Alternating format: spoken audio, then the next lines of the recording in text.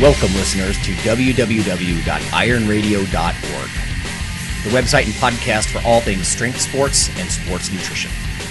With your hosts, Lonnie Lowry. Remember, Phil is like a gnarled old oak tree held together with scar tissue and bone spurs. Rob Fortney. And I'm telling you, the pain that I would suffer was beyond excruciating.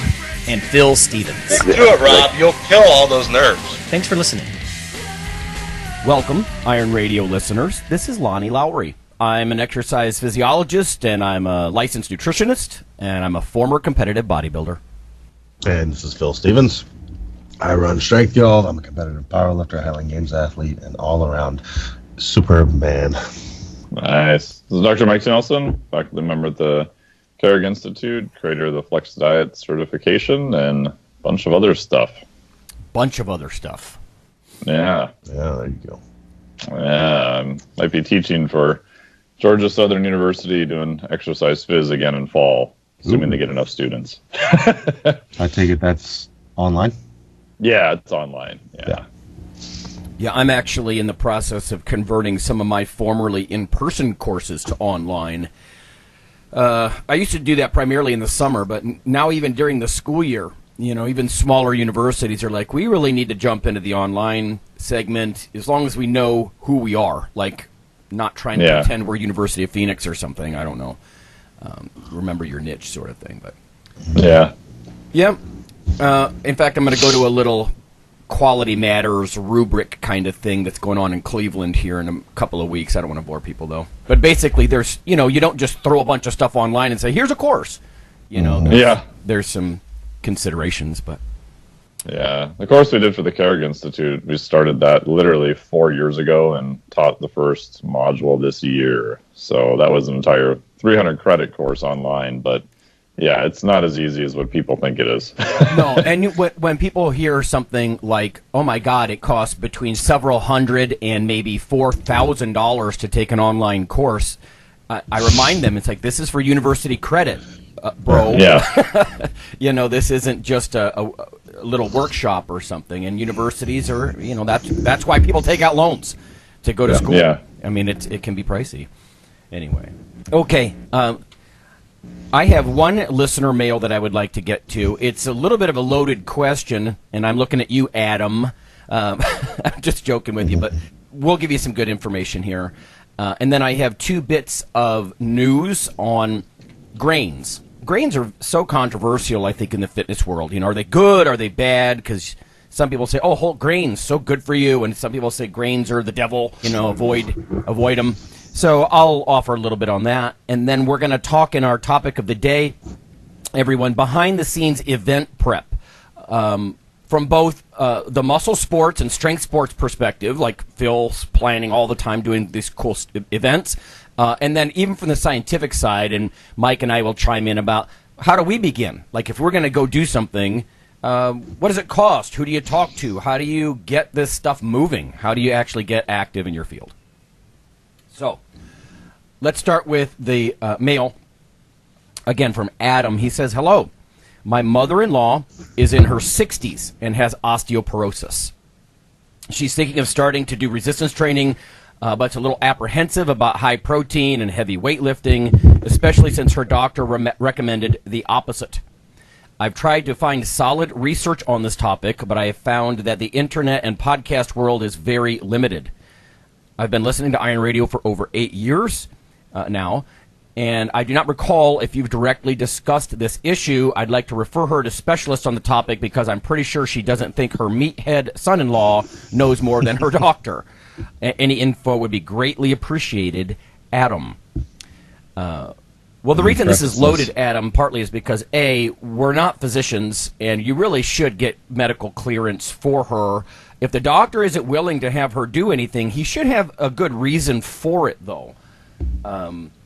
Screening techniques, there's several, and I'm going to get to this now. I did pull a paper for you to emphasize one thing. This is only one paper. This is a 2011 review of the literature from Applied Physiology, Nutrition, Metabolism. But I want you to know, looking in the podcast world is not where you look, and I think you understand this, right? So we are not the reference. We're just going to point you to some guidelines and recommendations. There are recommendations for exercising with various special populations. We were just talking about university courses. Special POPs courses are part of most curricula in exercise science, and that could be anything from arthritis to osteoporosis to cardiovascular disease. What you are going to hear from all three of us probably is, in the right hands, in professional hands, a lot of rehab and even prevention and maintenance types of things are more aggressive than they used to be, right? And so it may be the case, that the physician involved here is just maybe a little old school and erring on the side of conservatism and whatnot. So let me share a couple of things from this review paper. This is from Chillebeck and colleagues. Again, Applied Physiology, Nutrition, Metabolism, 2011. There are probably more modern guidelines, but these are pretty solid, and they will point you to some of the right key words that you might be looking for. Evidence-based risk assessment and recommendations for physical activity. Arthritis, osteoporosis, and low back pain. So as far as the beginning here, it just says, we systematically reviewed the safety of physical activity for people with arthritis, osteoporosis, and low back pain. 111 articles met our inclusion criteria. The incidence for adverse events for physical activity in these populations was 3.4 to 11%. So just as far as the risk of getting involved with physical activity, serious events was 0.06 to 2.4%. So, and then they made some recommendations, which I will get to in just a minute. It says our main recommendations are that arthritic patients with highly progressed forms of disease, I know that's not your situation here, Adam, but should be to avoid heavy load-bearing activities. I'm actually struggling with a little bit of that myself these days, but should participate in non-weight-bearing activities. It says patients with osteoporosis, here we go, should avoid trunk flexion and powerful twisting of the trunk. And that's based on studies where they would engage people with known osteoporosis, maybe in a treatment or a rehab program of some kind, and if they did aggressive trunk flexion, so bending forward, right, with the trunk, curving your spine forward, caused some fractures. So that's a little scary. It says patients with stable osteoporosis or low back pain can safely perform a variety of progressive, aerobic, or resistance training. So if I just kind of give you some extras here. In the intro, it says osteoporosis is a systemic skeletal disorder characterized by low bone mass and microarchitectural corrosion of bone resulting in increased risk of fracture. And that's according to the World Health Organization. Bone mineral density is often used. They use DEXA, right? Bone scanners. DEXA is not just for body fat and body comp in other ways, but also for bone density. There's ultrasound bone density devices. But essentially it says a bone mineral density T-score. That is the standard deviation units that your bone mineral density differs from the young adult mean.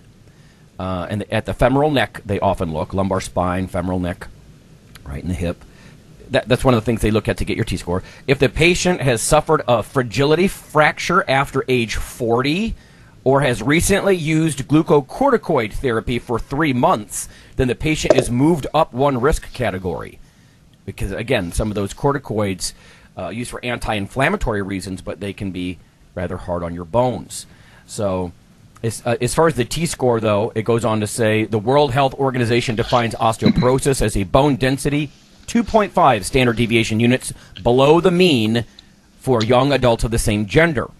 And then it says osteopenia, so we're talking about like progression toward osteoporosis, is a condition where bone mineral density is low enough to cause a significant increase in fracture and is defined under older guidelines as a bone mineral density 1.0 standard deviation below the young adult mean. So again, they use those T-scores from something like a DEXA, and if you're that far below, then you are at risk. So as far as their evidence goes here, this is a massive paper, so I'm just sort of selecting some of this. Evidence-based absolute and relative contraindications to physical activity and a decision tree for patients with osteoporosis. Now, I'm not going to talk through the whole decision tree. But you could go look this up. This is free. If you were to go to PubMed, right, and simply look up Chilibeck, Chilibeck, evidence-based risk assessment recommendations for osteoporosis. Then you can find this, what I'm talking about here. It says most studies of exercise and osteoporosis reported few, mostly minor, adverse events, such as muscle soreness or general pain. We suggest, again, absolute contraindication for osteoporotic patients would be trunk flexion exercises. It says they should simply not be prescribed to patients with osteoporosis that are at a high risk of fracture. And again, that's something a physician's going to have to figure out using evidence, I would hope, T-scores from a DEXA or an ultrasound device or something like that. It says extension exercises appear to be safe. And then they talk about several different studies in this paper. It says, from the collective results of these studies, we recommend progressive resistance training or aggressive weight-bearing exercise, and they're going to define that literally as something as simple as stair climbing or sit to stand. So they don't mean heavy squatting necessarily here. But progressive resistance type stuff like that should not be started until at least 24 days after surgical rehab. It says the current PAR-Med-X. So some of these screening tools to make sure it's safe to exercise that a physician might use or an exercise physiologist might use. The current PAR-Med-X advises osteoporotic patients to avoid exercises such as push-ups, curl-ups, vertical jump, and trunk forward flexion, and to engage in low-impact weight-bearing activities and resistance training. So again, lower impact progressive resistance training. They say the only study they found that there was an issue with push-ups did not result in fracture. They said the vertical jumping, it's not necessarily the jumping itself that may cause the fracture, but the risk of fall if you do that sort of thing. We would therefore recommend that these types of physical activity be done under close supervision to avoid falls. Progressive high-intensity resistance training, likewise, appears to be safe for osteopenic or osteoporotic women. And again, they go on with various recommendations here. Basically, get screened by a medical professional, use caution, have a spotter, that sort of thing. Avoid the real high impact, especially out of the gate. Avoid the powerful twisting movements and that sort of thing. And they provide a decision tree, like literally a little yes-no algorithm here. And again, you can find that on, just Google the term PubMed and look for that Chilibeck and colleagues when it comes to safe exercise for osteoporotics. Mike, do you do any kind of special pop stuff in your classes? I'm guessing you might. I did in the past, yeah. We did some, and yeah, pretty much it's the catch-22 because the the things that we know from the literature are helpful are also the things that people become more intolerant to over time. So as you mentioned, you got to make sure to start them on a very slow, progressive movement on that. But I would agree that saying that, X or Y or you can never lift again is usually not the most accurate thing. But again, they have to clear that with their, physician. And usually then I have them sometimes, politely push back on their physician and say, if they did do this, how could they be able to do it? What is the safer way to do it? And so a lot of physicians don't know too much of where they're going to send them to, and they don't want, Bob to put 200 pounds on Ethel's back and have something bad happen. So right, yeah. And, we should also point out, too, a lot of this, there's plenty of background information when a physician makes a referral, and then that physical therapist or exercise phys person can work with the patient because, vitamin D intake, estrogen replacement therapy, oh my goodness, there's a lot of other things that would come into play. I can tell you, back in the early 90s when I was in San Diego, we were doing a project. We were trying to reverse osteoporosis and osteopenia in old to very old women. And we were doing all kinds of things and really starting to realize how site-specific it was. We weren't getting a lot of bone density changes in their lower back. So they're like, What do you think, Lonnie? You're a bodybuilder, and so because I would lift with these older ladies, and they were getting freakishly strong for older ladies. I mean, it's crazy to watch like an 80-year-old woman do toe push-ups. You know what I mean, or pull downs with several plates on the stack, and you're like, hell yeah. But we were doing some like cable rows, seated pulley rows, that sort of thing, to try to target certain areas cautiously, I guess. Now that could be risky though, because there's some trunk flexion going on there. But anyway, yeah. Again, that's why I said this is sort of loaded, Adam. Right? We're trying to give you some information, but the huge disclaimer is we're not physicians, and we're not going to tell your mom just go start, powerlifting unsupervised. Phil, when you work with a client like this, an older lady, do you always just say, listen, I need physician's clearance, or do you kind of screen them in some way, or how do you handle this stuff? Adam asked this question on the Facebook group, so I already addressed it there. But okay. Basically, I told him, yeah, I mean, you want to get physician's clearance, find out what you're dealing with. I do that with any injury. It's like, okay, what am I dealing with? And I constantly check up with my people. Okay, what's your doctor saying now? But it's start off slower, like anybody should, but start off lower than you think you probably even should. Like I had a lady that was 72, I think it was at the time, came in with osteoporosis and started working with us, and literally day one was walking the distance of her block and back. Okay, once that was easy, okay, 2 blocks. And then slowly worked into resistance training. And so it just depends on where she's at, Mm-hmm. Depends on what is tough for her. And we got to grow her margins. But yeah, and just slowly, methodically work up. And, this lady ended up, sometime later competing in powerlifting, breaking records, and climbing mountains with her grandkids. So, I mean, it's doable, but you got to be careful. So it's just take it slow, man, because anything is better than the nothing she's doing now. Yeah. So you don't want to go from all to nothing. And then he wrote and said they're going to go check out a CrossFit gym that next day. I was like, that's fine, but be careful, because you don't want to throw her into okay, it's time to WOD. Yeah. Right. Yeah. Ballistic. It highly depends on what coach, especially in that. Not that I'm bashing CrossFit, but that business structure pretty much has no control over the affiliates. There's no quality control. So though I know some great coaches in that business, I've seen a lot of bad ones. So right. I was like, go with her and just interview the people, see what they're going to do, and do that with any coach, not just CrossFit. Yeah. I was like, what are you going to do with my mom? Yeah. Because she has this going on. If it sounds bad, probably leave. Well, minimally, so, they've got to do some type of screening. A PAR-Q, PAR-Med-X, some type of health history form. Yeah, and they really need to be educated in this stuff in one way or the other, or following a referral. Yeah, I can't imagine someone doing this ballistic stuff that you might see people just doing in a CrossFit gym, just bouncing and pounding and twisting. And oh, God, this would not be good in this situation. Right. So. The scariest one I've worked with, and I worked with a little girl for about a year. I can't recall the name of the disease, but pretty much any time she got tissue damage, that damage would calcify. And turn into bone. Yeah. Oh, talk about scary, because, basically, if we did a hard squat workout that caused muscle damage that would be good for somebody else, it would make tiny little bone fragments inside of her muscle. Yeah.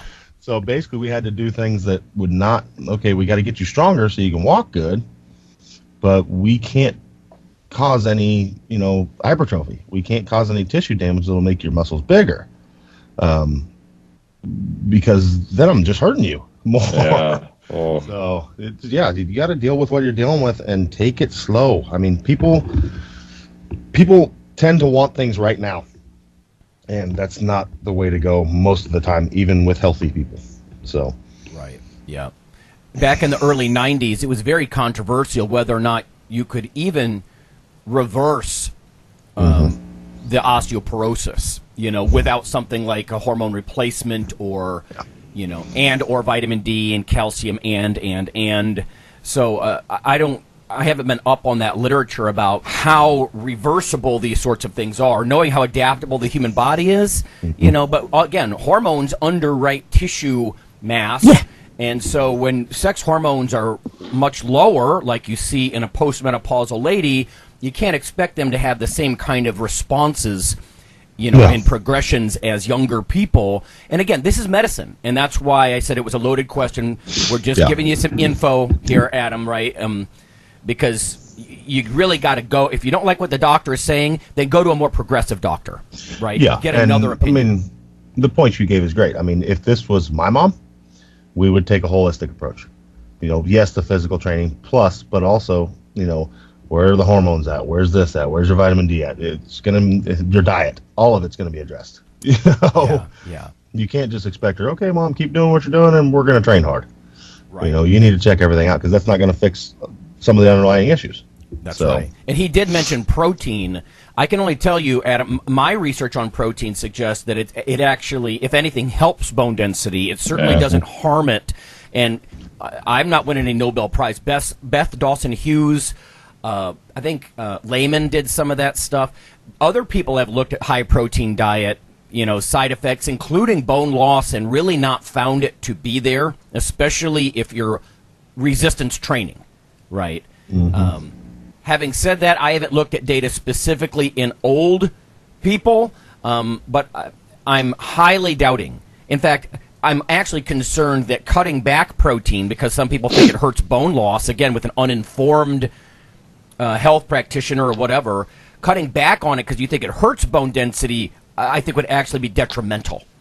Now, does she have to eat a gram per pound? Maybe not, right? I mean, so just keep in mind that the younger people, performance-type category stuff, sometimes that has to get modified in these special populations and with older people. Yeah. So. Yeah, and the acute data we have from dosing shows that the dosing acutely is almost twice as much. So a study that compared 20-year-olds to 71-year-olds found that 20-year-olds got the same acute response as 20 grams. Older people needed about 40 grams in terms of looking at muscle protein synthesis on the short-term scale. Right. Yeah. Anabolic resistance sort of thing. Right. Yeah. Okay. All right. Well, there's enough of that for our listeners who are like, well, my mom's not osteoporotic, or I'm just here for me. Okay. Well, we're going to move on here quickly. This last two tidbits, these are both from the Institute of Food Technologists. Strength and Muscle Sport News. And this may infuriate you if you are anti-grain. I'm not really anti most foods, to be honest, but this is called Grains Reign. Now, bear with me. Remember, this is from the food technologists, so these guys think about the behind the scenes in the food industry. It says, whole grains are extremely beneficial to our health, says Allie Webster, Associate Director of Nutrition Communications for the International Food Information Council Foundation. Eating a few servings of whole grains every day is associated with lower risk of heart disease, lower obesity, lower type 2 diabetes, and lower some types of cancer, primarily colorectal cancer. It says it's not just the fiber, vitamins, antioxidants, and other nutrients in the grains, particularly in their whole form, that has led product developers to formulate with these whole grains. And again, remember, food technologists and formulators make your food. Your food's not just grown, folks, it's made. Each grain variety has a unique color, flavor, and texture, and grain ingredients often impart functionalities to product formulations. This is interesting to a lot of chefs lately, and Mike, you and I have talked about how plant proteins are gaining popularity. But this concept of flipping the plate, they call it, which is to make the non-meat offering the center of the plate rather than the meat. That's hard for me to say. But that's what they want to do, is make the non-meat offering the center of the plate. It says, and that was said by Julie Miller-Jones, Professor Emeritus of Food and Nutrition at St. Catherine University and a member of the Scientific Advisory Board for the Grain Foods Foundation. That last part, I think, is significant. And then it goes on to say, while rice, wheat, barley, corn, and oat have remained the top 5 grain ingredients used in global new product launches between 2014 and 2018. The so-called ancient grain category is posting strong growth, including chia seeds, quinoa, and spelt. So my perspective on this oftentimes is plants are also typically cheaper than meat. Oh, yeah. And so that's one of the reasons they love to pursue these things, because imagine the price point, and the margins that you get when you work with something that's just cheaper. Mm-hmm. So I once had a debate with a friend of mine, another exercise physiologist, just a friendly conversation about, he said, well, why would anybody eat grains? Like, I would just get my carbs from starchy vegetables. You could get those in other things. And I'm like, well, my thought would be that there could be these, not just things like soluble fiber in the oatmeal helping to lower your bad cholesterol or something like that, your LDL, but phytochemicals that might be unique to some of these different grains. I'm just a fan of variety sort of in general. This leads to the second one that might be a little more interesting, and again, just kind of setting this. This is also from the Institute of Food Technologists this month. Rice cultivar bread for high protein content. So instead of just the typical, you might get 2 or 3 grams of protein in a serving of a lot of these grains, this is much higher. So it says, let's see. Access to meat and other sources of protein is limited by availability or cost. Well, see, we just said that.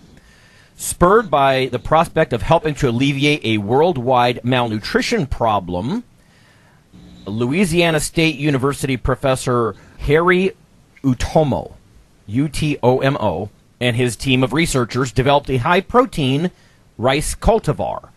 This is 10.6% protein, apparently. The development of high-protein rice began first by inducing genetic changes that were obtained through mutational breeding, says Utomo.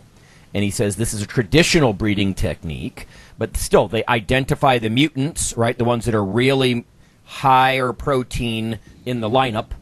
And then out of many candidates, says Utomo, we selected one high-protein line with excellent grain characteristics, etc. It says, rice is one of the most important cereals that is naturally gluten-free, highly digestible, and hypoallergenic, and then that's a good thing, right? People are always concerned about gluten in wheat products. Our last year's data suggests that an increase in protein content has also changed the rice's baking quality in a favorable way. This is something that allows rice to be used as a substitute for wheat flour. And I guess the next phase is to increase the grain protein content even further, up to 12.5%. So that'll be interesting, and it's the kind of thing most people might not think about, right? We think, oh, protein, good, bring it. More protein in the grain. I like it. But you also have to think about, you could do certain things with wheat flour, right? Anybody who makes biscuits or pancakes or that kind of thing, you know that if you do that with traditional wheat flour, the end product is really quite different than if you use rice flour, for example. And these higher rice ones, instead of the protein being gluten, like it might be in the wheat, it's not the same thing. But it's still protein, and it can make your stuff, have a nice structure to it. So, Mike, in your household, you guys at least partly avoid gluten, don't you? Yeah, my wife doesn't handle gluten all that well. I mean, she's not celiac or anything, but whenever we kind of run the experiment, gluten doesn't react too well with her. So in the morning, if we make a smoothie, we tend to use rice protein, which is pretty good. I mean, if you use 40 grams, it's kind of more of a semi-complete protein. I don't think it tastes too bad. Some of the pea proteins, I think, are just god-awful, but they're better than they used to be like 10 years ago. I remember we were at I guess one of your conferences, Phil. We had a sample it was bad. of pea protein, and Cassandra Forsyth was there, and we're sitting around, we're like, hey, let's try this new protein. Oh, pea protein, all right. And all of us were like, oh my God, this is horrible. Yeah, it was bad. It was really bad. So, yeah, we do use a fair amount of rice. We got a little small rice cooker off of Amazon that works really well. So, yeah. Yeah. So listeners, look for high protein rice, right? It's the kind of thing where if I eat just rice as the grain, I always think carb source. The protein doesn't even register with me, really. No. So it'd be neat to know that, hey, I'm actually getting some protein here when I'm throwing this carb into my meal. And do they have to say that that's probably not a GMO then?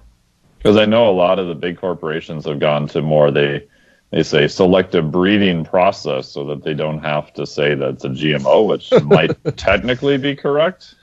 I know, right. Yeah, this says traditional breeding techniques. So, right. I mean, I think they're trying to get at that. Let's just quash that paranoia right now. You know, this was done in more traditional ways, and then we just selected the offspring that were, in their words, mutant, right? That were higher than average protein producers. I mean, it's like selective breeding of dogs. You know, how do you end up with a Chihuahua versus a Mastiff? You know, selective breeding. So, anyway, I just thought that was kind of neat too. Especially there's so many people down on the wheat products and the gluten, and I think that can be so confusing to people too, right? Because a lot of people are avoiding gluten either because they should or just don't know any better, and don't understand, so they just default to avoid it. And then you go to the low carb section of a lot of grocery stores or health markets, and the low carb stuff is purposely full of gluten. You know, it's higher protein, lower carb, and the protein is gluten. So it is interesting to see that there could be some of these other grains coming down the pike with more protein in them, and you don't have to worry about the gluten thing. Yeah. And I read a study recently that whey was actually a wheat hydrolysate. And you needed 60 grams of that to compare to 40 grams of rice and 20 grams of whey. I thought it was interesting that they're trying to make basically enzymatically digested, concentrated proteins from wheat even. Yeah. I saw a tweet, something about, was it corn protein is actually fairly high quality, which surprised me. Because my understanding is that plant proteins are going to be missing one or more of the, indispensable amino acids. That's just sort of the standard teacher in me. I suppose if you get the overall dose high enough, you're going to bring up the dose of all the ones that were small enough before in a normal serving, so it may even out over. Yeah. Okay. All right, well, let's go to break. Yeah, we're halfway in, so we'll go to break. We're going to come back, and we're going to discuss behind-the-scenes event prep, whether it's a strength event, for the public, or whether it's a scientific event. How do we go about it?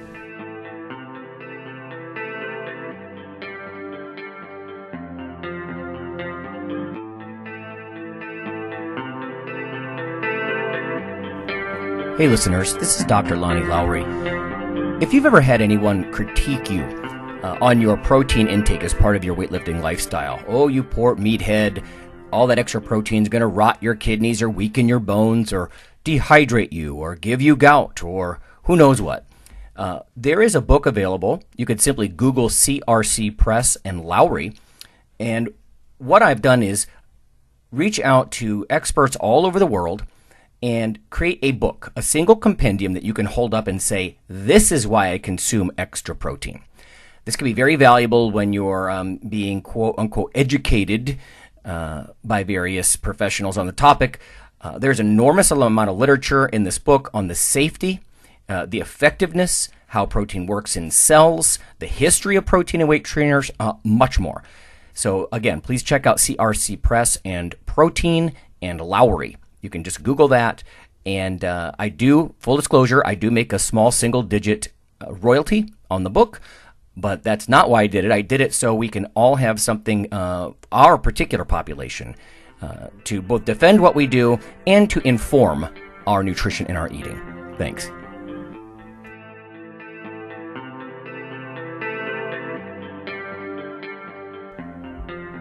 Iron Radio is, of course, primarily a podcast. But over the years, there have been technical glitches calling for backup streaming and listeners who wanted the convenience of other sources of audio content. Toward this end, Iron Radio is now simulcast and backed up on YouTube. If needed, please search Lawnman07 or Iron Radio from within YouTube. There's not much video, but if you like to listen through YouTube on a Roku or other living room device, there you go.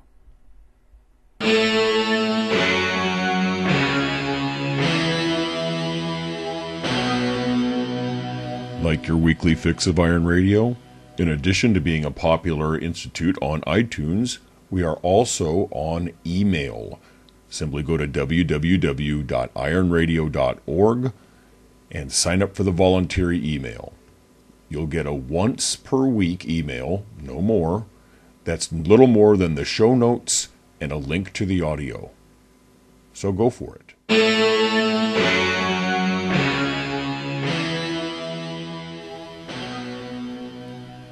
All right, everyone, we're back. It's Phil and Mike and Lonnie, and we're going to talk about behind-the-scenes event prep in both strength sports and the sciences.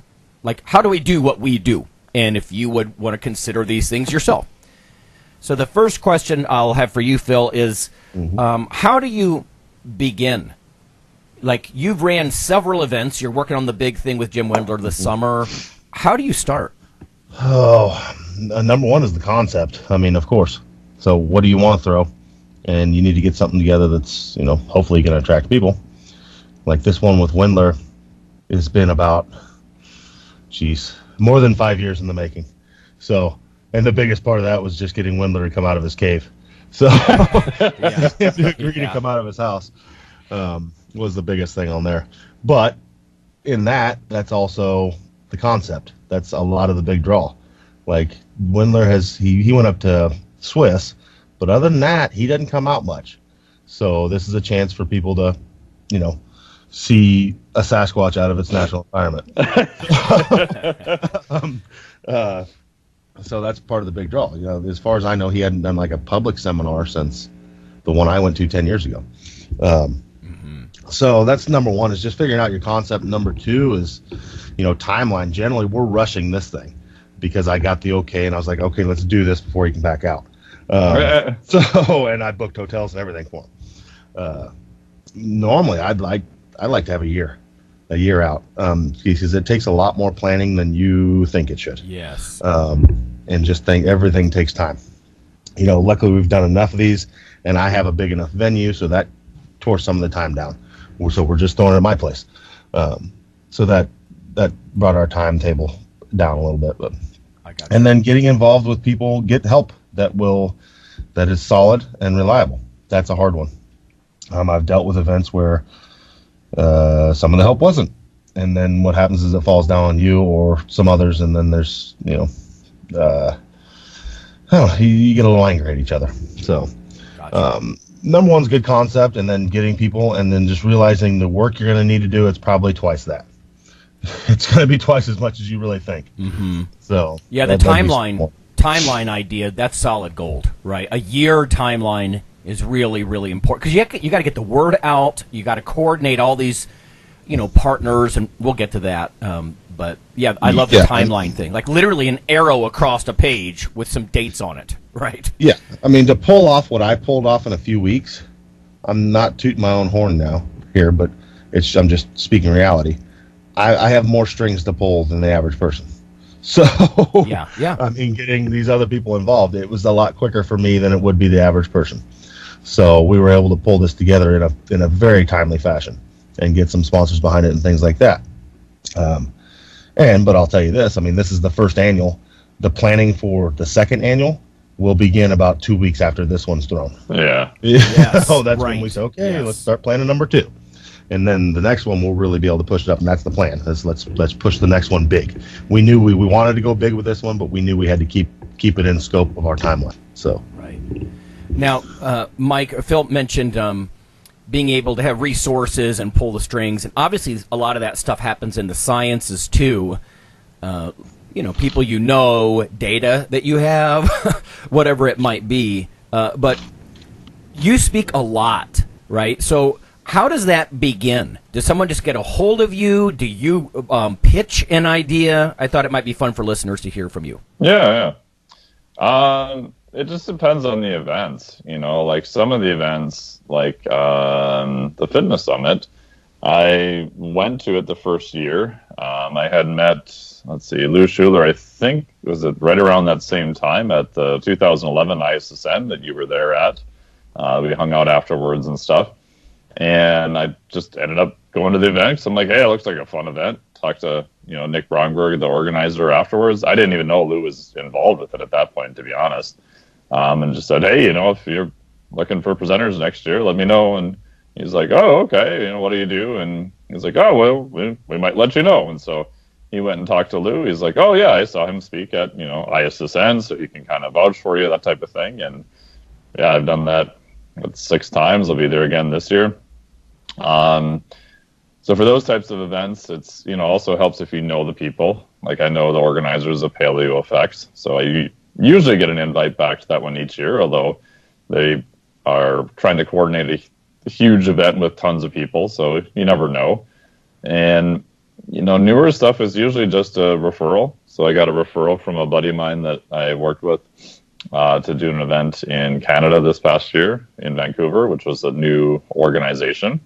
And that had some pros and cons associated with presenting with new organizations, especially when you're doing nutrition information to an organization that typically only does exercise presentation, especially more to clinicians. Oh, yeah. So that we can come back to that.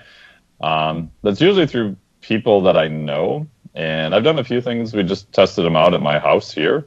And that was just calling old clients and be like, hey, here's the concept. Here's the date. Does this sound like something you would be interested in? And that was easier to kind of leverage those relationships that I already had.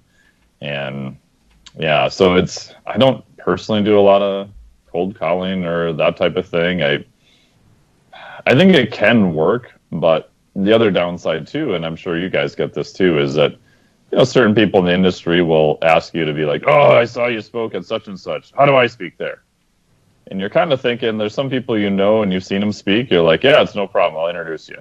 There's other people where you're like, I've never seen you speak once. I'm not really sure how that's going to go. And if I recommend you, man, my ass is on the hook if it doesn't turn out well. Mm-hmm. And that's always a really awkward spot to be in. Yeah, that doesn't help anybody, right? If you endorse someone and right. Yeah, that doesn't help anybody, including the person asking. Yeah. Oh, totally, 100%. Yeah, because if they don't do well and it's a big event, that's not going to bode well for them either. Yeah, bad experience. To Phil's point about a year in advance and literally weeks after an event, if it's going to be annual, you're back at it for the next one. I felt quite a bit of that. We do a continuing education credit thing where we actually have to apply to different state boards. Like if we're going to do a conference, like a fundraiser kind of conference, and we do it, we want to give nurses, right, the nursing attendees continuing education credits.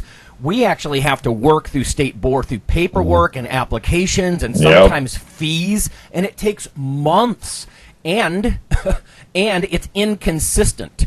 Sometimes a very rigorous group will say, we love what you're doing, you're approved, and then sometimes much lower level groups won't understand what you're doing, or they're so insular, they don't want other people doing their thing, almost like you're saying, Mike, with nutrition in exercise settings or something like that. And you might have a group of, and I'm not saying this is the case here, but you might have athletic trainers or nurses or someone else say, Mike, Lonnie, you're not an athletic trainer or a nurse, so you can't teach nutrition. And you're like, wait, what? Like the terminal degree should matter, shouldn't it? Or, the license to practice or something. But you never know what you're going to get. So then you're back and forth, and it just eats up so much time just to make it worthwhile for the people in the crowd, right? Because they want to get credits for being there. It's sort of a racket, isn't it? The whole continuing education thing. On one side, they want to keep people up to speed and abreast of recent findings. But on the other side, it's also an industry in itself, right? That once you've got a certificate or a license in certain things, no wonder people get salty and just sort of start to eschew some of these, because you can only afford to be a member of so many groups. It's not just about your credential. It's about how much of this, continuing education and membership fees and things like that you could even afford. Anyway, so you go back and forth with that kind of thing. Obviously, if you're going to present data, it starts with the concept, like Phil was saying. It might be a particular hypothesis because the literature has a hole in it. We don't know, for example, how women might respond to coffee in a pre-exercise setting or something like that. So the hypothesis then becomes a human subjects review form, and that can be large, and you can have to go back and forth and get approval to even test anything on people, right? Especially in nutrition and exercise settings. And obviously, you got to have data. If you're going to present something, that starts in a very unglamorous way, with clipboards down in a lab. where you're actually feeding people the coffee, you're taking measurements on them of whatever type. Then you have to analyze the data and all that sort of thing. But I always tell students, listen, data collection itself is very unglamorous. You have visions of being under a spotlight behind a podium in Europe, but that's not how this begins. And sometimes that data collection really doesn't pan out to much either, right? So the whole process sort of ends at that clipboard unglamorous stage down in the lab. Because you're like, well, there's nothing happening here. We're not going to keep wasting neurons on this, Yeah, I spent a year and a half doing a project with the epidemiologic department at the University of Minnesota, all to find that, we're not going to publish it. So, there went a year and a half of my life. Yep. And that's the stuff that people, they don't see that, right? That's the unglamorous side for sure. Let's go back to Phil then. I have a couple of different questions here about these events. So on the strength and muscle sport events, what about hidden costs?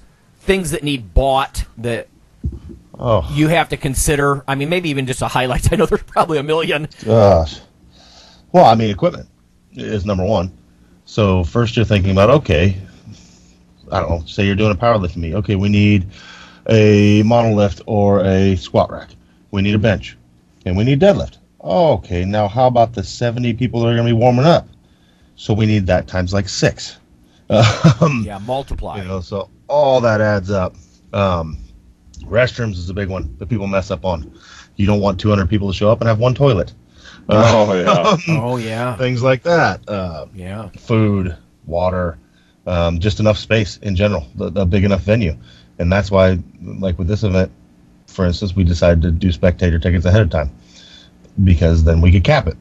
Yep. We can run out of space and just say no more because we know we're limited on 2 things. We're limited on space. Got pretty good space, but we're limited on parking. So I can't have 6,000 people show up, even though that'd be amazing. And then we also did it so if we needed to, let's say it sold out really fast spectator-wise, okay, let's scramble. It's time to scramble and get a bigger venue. So that, just flights, hotels, food, for everybody that's coming. If you're flying people in, all that adds up. Picking them up from airports, things like that. So just everything generally costs more than you think it's going to, and it takes more time than it should. So, just start multiplying things up. Write down on your paper and get ready to add to that. Right. So. We even were thinking about things like honorariums or little gifts for the speakers. We'll get them mugs or shirts or some little thank you because some of these people, they're doing it essentially for free. They're doing it because you know them or you're in a network of some kind together. You know what I mean? Or you're trying to toss them some kind of gratitude. But, Phil, you said something real quick I just wanted to touch on about doing things ahead of time. I've seen a lot of people do stuff on Kickstarter. They'll actually assess the interest in an event because if it doesn't get funded, it doesn't go, right? So they try to get the word out, and they do a Kickstarter where people literally will pitch in money. Hey, yeah, I'd like this to happen. And it's an interesting concept, right? Instead of doing it because you have a product to release, they're actually doing event pre-prep on Kickstarter. And I thought that was kind of cool. Yeah. Another part, too, that you said, especially if you're trying to get people to come initially who are, bigger names and bigger draws, whatever area that's in, you probably want to make sure that everything goes pretty smooth for them. Yes. I'm sure we've all done events where it's like, oh, wait a minute, I thought you were booking the hotel. They're like, no, you booked your own, we'll reimburse you. Oh, the hotel now is sold out. Oh, wait, you're going to pick me up? There's nobody here. Oh, no, we forgot about you. Right. Yeah. You've like the greatest taste in your mouth to come back again. No, and it's also that. If you plan on throwing an event that has big names, you make sure it's a really well-ran event. Yes. If you're just throwing a meet, the backyard powerlifting meet, doesn't matter. But you start having big names there, okay, this thing, we got to have all our nuts tightened. Yeah. Because we want this to happen again. And it speaks on them. Like with me, Windler's putting his name on this. We've got Matt Vincent, Hey Brain Goods. All these people are like, okay, yeah, we're coming. We're going to support you. Okay, this thing has to be tip-top. Yeah. So- Yeah, right down to having a staff, even for our little continuing education credit events and stuff like that. Who's going to work the registration desk? Who's going to have walk around and usher things or have bottles of water or, like you were saying, drive the car to go pick up Mike from the airport, that kind of stuff. It can be nerve-wracking, and you've really got to sit down and think about all this stuff way in advance. Mm-hmm. Yeah. Totally. Yeah. And then if you have people flying in, when do they get in? Their flight is probably going to change. There might be some weird thing with that. And then, if just thinking about that ahead of time, because if you've got some people can only fly in at the last minute, something happens to their flights, no fault of theirs, and then you're kind of hosed. Yeah. I sound like a broken record, but instead of just like participating and sharing a poster or a podium talk at a professional event, if you're organizing one, before you even, I was actually remiss, talk about Phil and his timeline and multiplying things, before you even approach a state board to get approval to be an official education provider, you've got to land people in your network, get them to agree, and get their resume, their vita, all this stuff in place, because the approving body of some state board or national group, they're going to want to see the credentials of these people. And it could take a bio. You got to get all this information extracted. And if they're your buddies and they're people it might take extra prodding. It's one thing to ask someone you don't know at professional arm's length, hey, I need your bio, I need this and this. But sometimes if it's just one of your buddies, you're literally on your phone texting, hey, bro, still don't have your bio, need your resume, because I can't even approach the state boards until I have some documentation of who the hell you are, right? Yeah. So. Yeah, and I have one that got kicked back to me. I'm doing a presentation in fall, and the organizer is awesome. She's on top of everything, and we submitted everything, and we'll just say one fitness organization approved it, and a sort of generally lower-ranked one did not. Mm-hmm. And so we went back to him again. I said, okay, here's all the added information. Here's everything else. Here's the CV. And they said, no, we think you can't talk about nutrition. This is a scope of practice. We need to see your completed slide deck. You need to do a call with us. And I'm like, the talk's not for 6 months. I don't have 100% of the slide deck done. Right. Yeah, a lot of that pre-work. happens. Yeah. All right, one last one, because we already talked quite a bit about partnering with whom and that sort of thing. This might be a hard one. So, Phil, what's your ultimate goal or outcome? I know these are going to differ, like you said, like a backyard powerlifting meet versus a big event. But what about in June? What's the ultimate target? Well, I can tell you the number one thing is let's throw something that's amazing and not lose too much money. That's number one. That's good. Honestly number one with all the events. Like with any seminar I throw, anything like that, it's like I'm going to see what I can do and not lose much money. If I can break even, that's usually a pretty good goal, is what we try to do with seminars and things. But like when I bring somebody in for a seminar, I try and treat them well, because that's how I want to be treated. So if you're coming into this thinking, oh, we're going to make tons of money, then you're coming in for the wrong reason. It's probably not going to happen. Now, in June, it's the first inaugural event. Basically, what we're trying to do is create something that's pretty amazing, and just have a real good time and grow this into something greater. So we're expecting to lose money. I mean, we're putting up, Jim's putting up $7,000 right off the bat just to the winners, to first and second place. Wow. So, nice. Yeah. So, I mean, but in and of itself, we know that draws people too. Yeah. So, but, we're looking to minimize the losses and create an awesome thing that then we can grow in later years. And the thing with growing is then, your work's going to get greater. So, but yeah, I mean, the number one goal is try not to lose too much and let's throw something pretty amazing. So.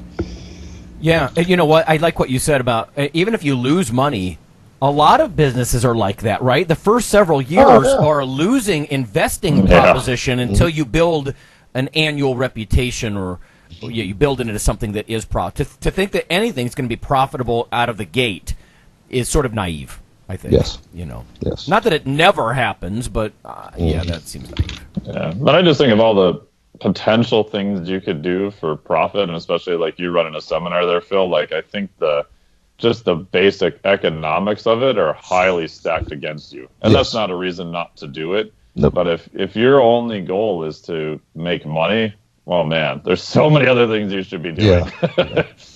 Yeah. Quicker, easier, more efficient ways to make money. Yeah. When I do an event of any kind, or even if I go present, my outcome, my desired outcome, is to participate or create a community experience, right, where like-minded people can geek out together, can motivate each other, perform in some way, mentally or physically. And I don't know, I do get a lot of satisfaction out of that, like participating either as a coordinator or just as one of the players involved in providing that sense of community to an otherwise often scattered group of people who don't have it. There's something to be said for that. You change people's lives like that sometimes. Yeah, and I think especially in the future, having any type of experience, whether that's a 1-hour talk, a 1-day event, 2-day event, like I was in Costa Rica for 2 weeks down there. I think any varying degree of that, I think, is going to become more and more important, because I think that's the only way you're really going to be able to show people what is different, by pulling them out of their normal environment and dropping them somewhere else. Or, they drop off at Phil's and see, people moving huge loads. They're like, wow, I can lift more. Or go somewhere else and have a different experience. I think those things are going to become more and more valuable. Yeah. In fact, I had this conversation just the other day about that's how universities are going to have to exist, like smaller private schools, like where I work. If everything is too online, you've lost that physically show up face-to-face sense of community where, even with, I don't want to say dress codes, but professional dress. Why do we talk about some of these things? Why do I bitch and moan in my old man mode about, I see kids in short shorts and bare feet wiggling their toes at a Nobel laureate with their feet up on the chair in front of them. You're like, don't do that. Like, this should mean more than that to you, And coming together in a respectful way to do something legitimate, I think is just important. But so I didn't get to ask you, Mike, what about your ultimate outcome if you're going to present data, whether it's your own or you do review of other people's work or whatever that you're going to do, a tutorial? What's your ultimate outcome? Because you do this a lot. Yeah, I mean, my ultimate outcome is usually two things. So one, I try to present stuff that is a little bit different, but yet similar to things that they've heard about. Right, so a lot of metabolic flexibility may be still a new term to some people, but yet we're talking about fat metabolism, carbohydrate metabolism. The talk I did in Costa Rica was an extension of that into physiologic flexibility.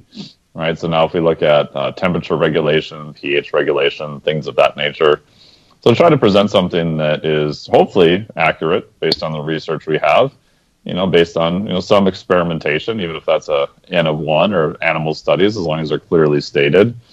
And then what are the framework, and then what is the action items that they can do? So if we can't really give them an answer, quote unquote, maybe we can give them a framework of which they can kind of find their own answer. They can go out and experiment in a way to get an answer. So I try to make things, which I got this from TC actually at TMAG, make things that are more actionable, because I want people to have better information. I want them to be more educated, but at the end of the day, I think it's the action part that actually moves the needle. So if you can do something that gives them enough kind of rationale and background and kind of gets them a little bit excited, and then the action items for them to go out and actually do those things, to me, I think that's going to be the most impactful, and that's what I enjoy doing the most. I like that a lot. Yeah, giving people the motivation and the tools to think straight, right? That's an old Sagan term, the tools to think straight. And that's not derogatory, right? But no. It's, the glossary of here are the terms that you should be looking at or that you might want to disagree with and move in a different direction. But it's that, even in a classroom, I might have somebody 30 times. But if I can motivate them to go regularly read on these topics, or explore and invest themselves and investigate themselves, and that's a job better done, I think. Yeah, because I think just information is not super useful anymore, right? I mean, kids can look up almost any information they want, and yes, there's some basics you're going to have to memorize that you should know off the top of your head. 100% agree. But as information becomes more and more prevalent, what I see lacking, especially in students, is the ability to synthesize anything into a reasonable argument or framework. And I think that's the skill that's going to be the most useful to solve the bigger problems. So all the easy problems have kind of been solved already.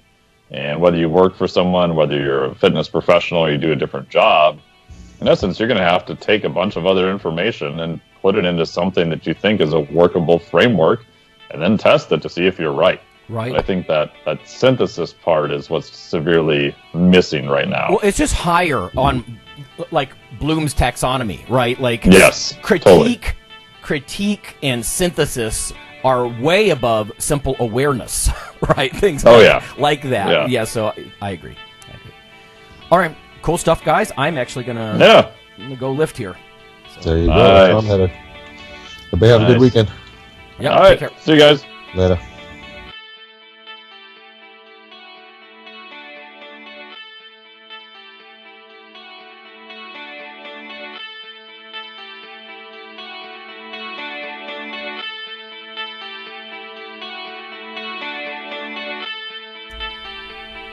Hey listeners, have you seen the store at IronRadio.org?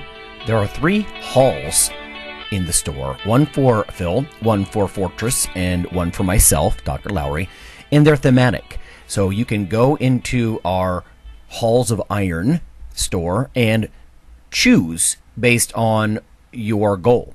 If you need something to learn or read or something nutritional, you can look in my store, Lonnie's store. If you want something about injury prevention or competition, then take a look at Phil's Hall of Iron. And if you want something about motivation or daily training, Fortress's Hall has what you're looking for. There are some fun, heroic descriptors as you browse through the store, so we try to make it a little more fun than the average boring online store. And whether you're a novice lifter or someone more experienced, you can take heart that you're not wasting your time.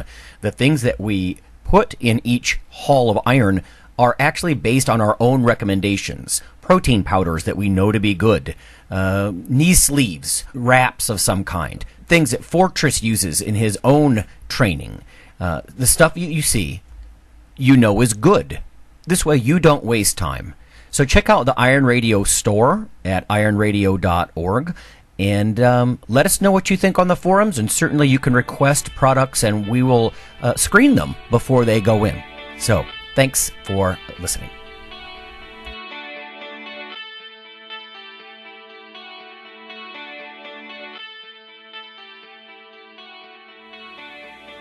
Iron Radio is accepting donations.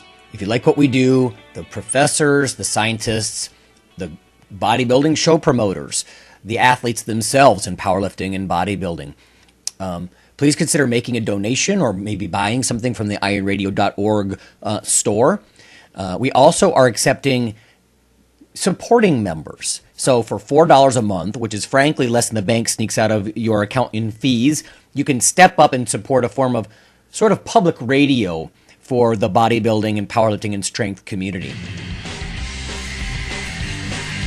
The Iron Radio podcast and all of the audio on ironradio.org is for informational purposes only. If you're interested in starting a diet or exercise program, it's important to check with your physician. Also seek the help of registered dietitians, athletic trainers, and qualified exercise physiologists in order to make the progress that you need.